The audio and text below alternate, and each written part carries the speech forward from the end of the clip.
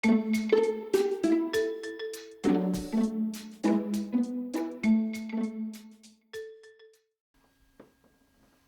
ayusin ang kama, isuot ang iyong mga guwantes at tignan kung merong mga likido at matatalas na bagay.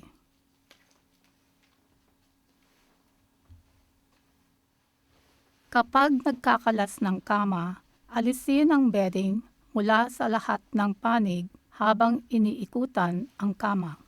Upang maiwasan na matisod at mapuwersa, ilagay agad ang gamit na bedding sa iyong bin o cart at hindi sa sahig.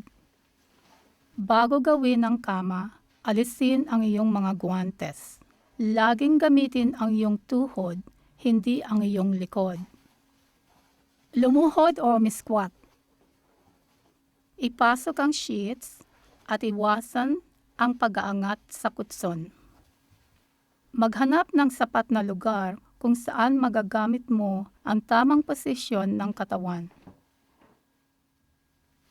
Kapag nagpapalit ng punda, ipasok ng husto ang unang sa punda sa halip na alugin ito. Iwasan ang sobrang pagdukwang.